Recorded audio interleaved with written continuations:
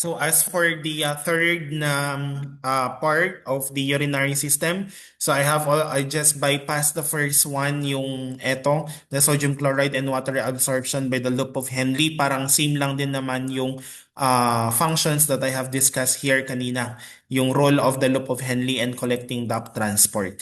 So we have here now the collecting duct transport. However, this is in connection with the antidiuretic hormone. So imagine natin yung filtrate, okay, yung fluid na galing sa glomerulus. So, papasok na siya ngayon sa nephron. So, pagpasok nito sa proximal tubule, halos lahat ng nutrients as what I've said a while back, yung glucose, amino acids, and majority of the water ay nare-reabsorb na. Pero pagdating sa loop of Henle, nagsisimula na yung role for the urine concentration and dilution. So una, pumapasok yung filtrate na fluid sa descending limb ng loop.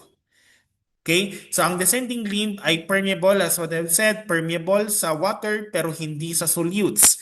Kaya habang bumababa ang filtrate papunta doon sa medulla, tinatanggal ngayon yung water papunta sa interstitial fluid dahil may osmotic gradient sa medulla na ginawa ng ascending limb. So ang resulta, nagiging mas concentrated or hypertonic yung tubular fluid habang papalalim doon sa medulla. Now pagdating naman sa thin ascending limb, as what I've said, ang water ay hindi na lumalabas kasi ito ay impermeable. Impermeable ito sa water. Pero may konting sodium at chloride na nagre-reabsorb sa interstitium. Kahit hindi gaano understood ang exact mechanism nito. Okay? Sunod, papasok na tayo sa thick ascending limb, ang pinaka-importanting part ng loop.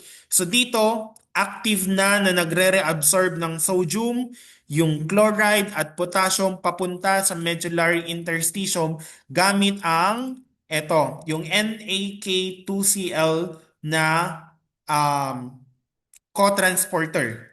So, importante na walang kasamang tubig ang reabsorption dito. Kaya habang lumalabas ang sodium at chloride, ang tubular fluid ay nagiging hypotonic, meaning mas dilute kaysa sa plasma. So, ang process na ito ang nagsiset up ng osmotic gradient sa medulla na it is very needed para sa water reabsorption sa collecting duct. Ngayon, yung descending at ascending limbs ay medyo agkaasidagda at meron ding opposite flow. Okay? Kaya nagkakaroon ng countercurrent na multiplier mechanism. So ang effect nito ay mas napapalakas yung osmotic gradient sa medulla at ready na ngayon ang kidney na gumawa ng concentrated or dilute urine depende sa pangangailangan ng katawan. So pagkapasok nito or pagkatapos nito, papasok ang filtrate sa collecting duct. So dito nakadepende sa hormone na ADH kung gaano karami ang tubig na ma-reabsorb. So kapag may ADH, nagiging permeable, okay? So nagiging concentrated, pero kapag walang ADH, nagiging impermeable, so nagiging dilute. So, ganito yung step-by-step process. So, makikita natin kung paano ang loop of Henle at collecting duct ay nagtutulungan para kontrolin yung water balance at solute concentration ng katawan ng animal. Okay? So, here, pag-usapan naman natin kung paano na-regulate ang release ng ADH o antidiuretic hormone at kung how is it connected when it comes to the polyuria at polydipsia. Although I have discussed this one in the endocrine system. So again, ang ADH or what is known as the vasopressin, okay, nire-release mula sa posterior pituitary gland. And very important ito when it comes to the water balance ng body. Pero paano nalalaman ngayon ng katawan natin kung kailan magre-release ng ADH? So dito pumapasok ngayon yung role ng mga osmoreceptors sa hypothalamus. So ang mga cells na ito, etong mga osmoreceptors, sila yung mga cells na nagmo-monitor ng osmolality of extracellular fluid. So kapag tumaas ang ECF, osmolality. Ibig sabihin, mas concentrated ang plasma, usually dahil kulang sa water or maraming solutes. So nagsisignal ang osmoreceptors para mag-increase ng ADH release. So ang ADH naman gumagawa ng effect sa collecting ducts ng kidney. So pinapataas ngayon yung permeability sa water. So ang magiging resulta, mas maraming tubig ang nare-reabsorb papunta sa blood kaya ang urine na nai-excrete ay hypertonic at saka maliit lang yung volume, nagiging concentrated siya. So in this way, naaalis yung excess particles sa body and nako-conserve yung water at bumabalik sa normal ang ECF ng osmolality. Okay? Ang negative feedback na ito yung ang nagpapa-stop ng ADH release kapag na-achieve na yung balance or equilibrium.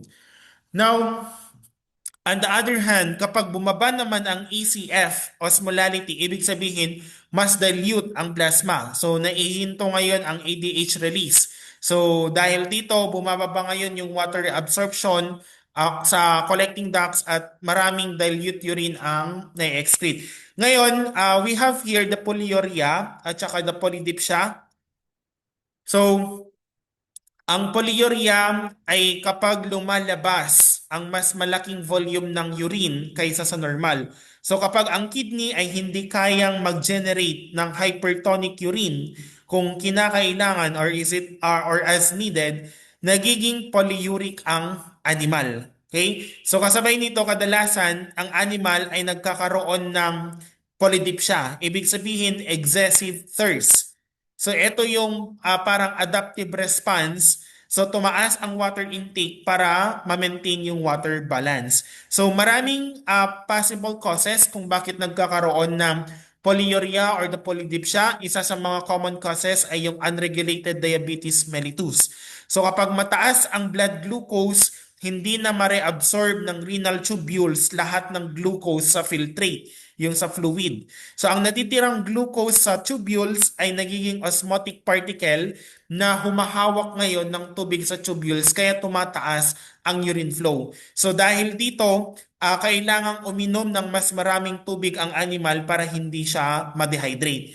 Now, nangyayari din etong dalawang to kapag walang ADH o hindi tama ang response ng kidney sa ADH, like for example, the diabetes insipidus that I have already discussed. So maaring dahil sa pituitary tumor na pumipigil sa release ng ADH o dahil sa kidney na hindi responsive sa ADH. Okay? So in this same scenario, a low water permeability in the collecting ducts ang dahilan kaya hindi nare-reabsorb ang water papunta sa blood. So ang magiging resulta, polyuria at saka yung animal ay kailangang uminom ng maraming tubig kaya polydipsia rin. So parang dalawa siya, either polyuria or either polydipsia.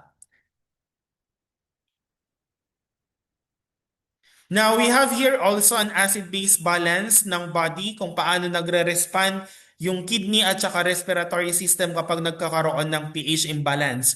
Okay, now first, what is alkalosis at saka acidosis? So ang alkalosis ay kapag mataas ang pH ng body fluids. Okay, so kabilang dito yung dugo, ibig sabihin mas basic kaysa sa normal. Samantalang ang acidosis naman kapag mababa ang pH, mas acidic kaysa sa normal. So pwede nating i-classify ang mga this one bilang respiratory or metabolic depende sa primary cause. Kapag respiratory, ang imbalance ay cause ng uh, changes of carbon dioxide levels in the blood. Okay, halimbawa kapag tumataas yung carbon dioxide sa blood, nagkakaroon tayo ng respiratory acidosis. Kapag metabolic naman, ang imbalance ay hindi dahil sa carbon dioxide, kundi sa other factors tulad ng bicarbonate concentration or yung mga metabolic acids. So kapag nagkakaroon ng acid-base imbalance at napuno na ng limit ang mga chemical buffers ng body, ang main na system ng acid-base regulation, ang respiratory at saka urinary systems ang nagre-respond ngayon para mabawasan or para bawasan yung severity ng imbalance. Ito na yung tinatawag natin na compensation. Okay, halimbawa, sa chronic lung disease, tumataas ang carbon dioxide sa blood kaya may respiratory acidosis. Para makompensate ito, ang kidneys nag-excrete siya ng acidic na urine at nagre-retain ng bicarbonate. Kaya tumataas yung blood bicarbonate level bilang sign ng renal compensation. Now, dahil ang bicarbonate buffer system, ang major extracellular buffer at madaling i-measure sa laboratory, ginagamit natin ito to evaluate yung overall acid-base balance at saka ma-identify ang primary cause ng alkalosis or acidosis. Ngayon, let's try to have also yung mga specific types at yung kanilang mga compensation. So when it comes to the metabolic alkalosis, so dito primary increase ng bicarbonate ions. Mga common causes nito, sobra sa alkaline salts na na-ingest or gastric vomiting kung saan nawawala yung hydrochloric acid. Okay? So, in order for us to compensate this one, nagiging hypoventilatory ang respiration para ma-retain yung carbon dioxide at nag increase ang urinary bicarbonate na excretion. Now, when it comes to the metabolic acidosis, baliktad lang siya, decrease ng bicarbonate ions, pero ang causes nito, sobrang marami yung nawala na bicarbonate due to diarrhea. Like for example, sa mga nagda-diarrhea na mga animals, this is very rampant sa mga younger animals natin. Possible din yung excess na metabolic acids dahil sa disturbances like for example in the diabetes mellitus, starvation, or even lactic acidosis sa shock. Possible din na cause yung kidney failure na hindi ma-excrete yung mga acids. Okay? Absorption ng excess na acid sa GI tract. Halimbawa, like for example, the ruminal acidosis. So para ma-compensate yung metabolic acidosis, hyperventilation naman. Like kanina sa alkalosis, hypoventilation. Dito naman, hyperventilation ang nangyayari para mawala ang carbon dioxide at mas acidic urine ang na-excrete. Okay? Next one, respiratory alkalosis. So primary deficit sa carbon dioxide or the hypocapnia. So ang magiging cause nito, exposure sa high altitude kung saan there is a low oxygen tension na nagdudulot ng hyperventilation. That is one. Another one, high fever na nagtitrigger din ng hyperventilation. Or in such cases, there is a brain inflammation or disease na nagpapasigla sa respiratory centers. Kaya ang kidney, yung mga kidneys natin ang nagko-compensate sa respiratory alkalosis in a way for that ingato dadijay bicarbonate excretion in the urine. Then last one, respiratory acidosis, primary excess of carbon dioxide. So ang common causes nito, pneumonia, mabalintay ni pulmonary fibrosis, pulmonary edema, or airway obstructions. Okay? Or paghinga ng paglanghap ng air na mataas yung carbon dioxide. Okay? So para ma-compensate ang kidneys, ang nag-i-excrete siya ng acidic urine. Nagsisikret din siya ng bicarbonate sa blood kaya tumataas ang plasma bicarbonate levels habang nagpapatuloy ang compensation.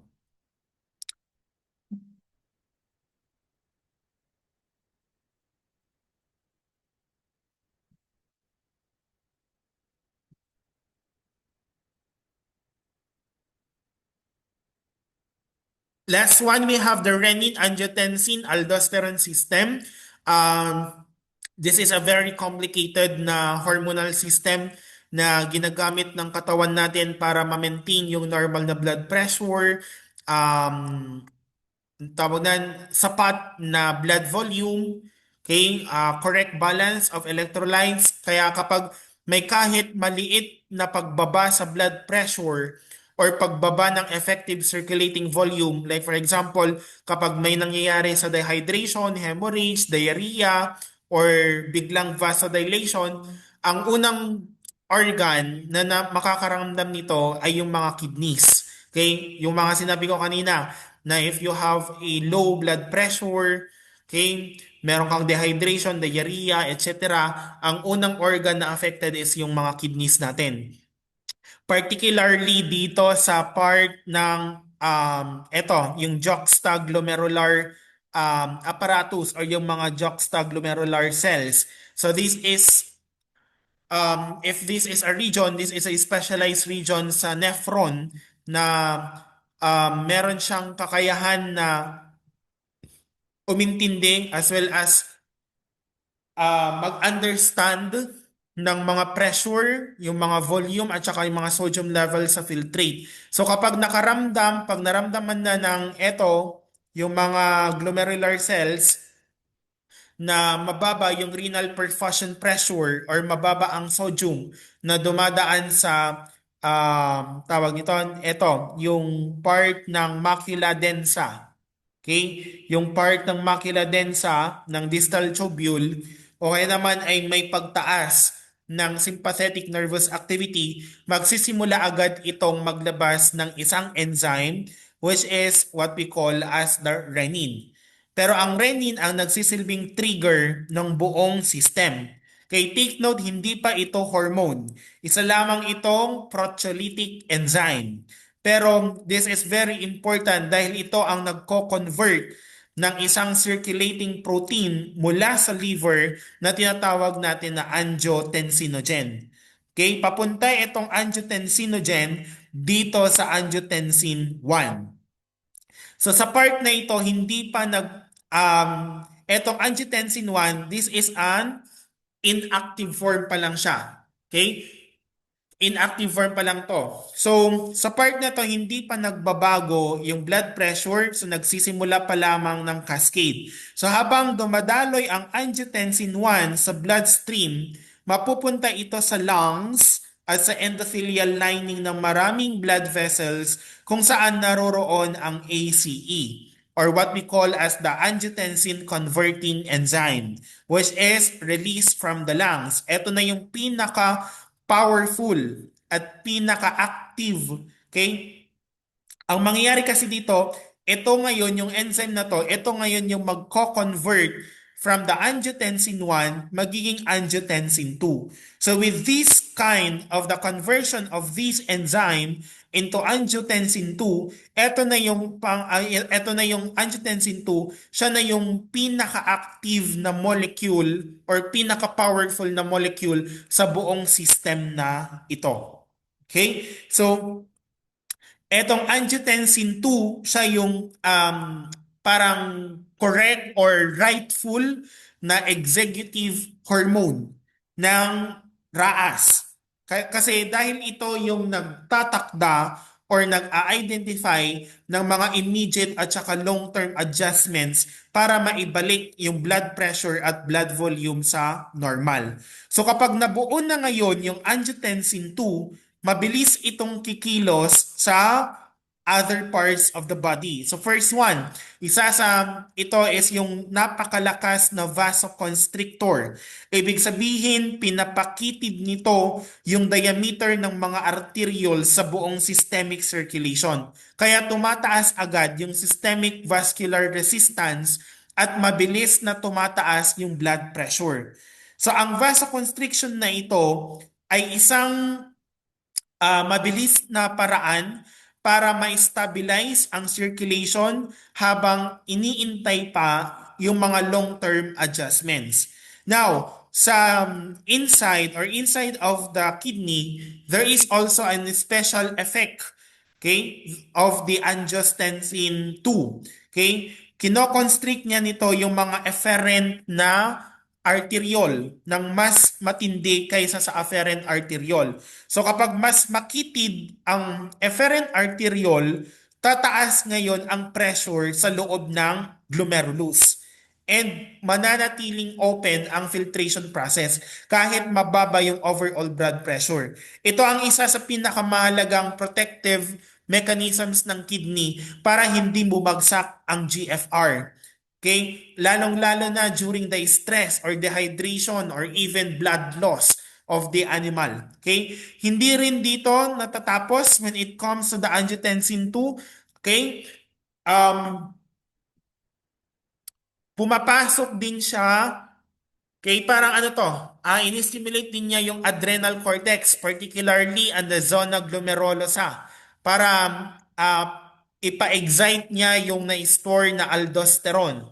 So ano tong aldosterone? Siya yung hormone na responsible sa pag-increase ng sodium reabsorption sa distal tubule at collecting duct ng nephron. So kapag mas maraming sodium ang nare-reabsorb, kay susunod dito yung water. Kaya tumataas ang blood volume. So habang tumataas ang volume, unti-unti ring tumataas ang blood pressure. Okay? So in this case, pinapataas din ng aldosterone ang secretion ng potassium at hydrogen ions kaya may epekto rin ito sa electrolyte balance at acid-base regulation. Another one na function ng angiotensin is about the central nervous system. Okay, so isa sa mga pinakamadaling mapansin yung pagkauhaw, okay, parang assimilation ng thirst center sa hypothalamus. So in this way, kusa kang iinom ng tubig and then after mong uminom, tumataas pa lalo yung blood volume. So pinapairal din nito yung release ng ADH mula sa posterior pituitary, yung angiotensin 2. Okay? So you already know what is for the ADH. Kung pagpapasamahin natin ngayon ang lahat ng kilos ng angiotensin 2, vasoconstriction, sodium retention, water retention, stimulation of thirst, at saka ADH release, nagiging clear na ngayon kung bakit napaka-effective at saka napaka-powerful yung RAAS sa pagpapabalik ng blood pressure. Ito na yung dahilan kung bakit kahit sa severe dehydration or severe na blood loss, nagagawa pa rin ng katawan na i-maintain na meron pa rin sapat na pressure para umabot ang dugo sa brain, even with the heart and even with the kidneys. Kaya kapag bumalik na sa normal ang blood pressure at blood volume, hihina ngayon ang stimuli dito sa JGA or the JGC. Okay? So tataas ngayon ang sodium delivery sa macula densa, luluwag ang stress receptors sa afferent arteriole at saka bababa ngayon yung sympathetic tone. Kaya kapag nakita ng kidney na normal na muli yung condition, ihinto na ngayon yung paglalabas ng renin. Okay? So again, so once na mawawala na yung renin, syempre mawawala din or bababa din yung secretion ng angiotensin tsaka angiotensin 2. So that ends my discussion when it comes to the urinary system. Thank you very much for listening.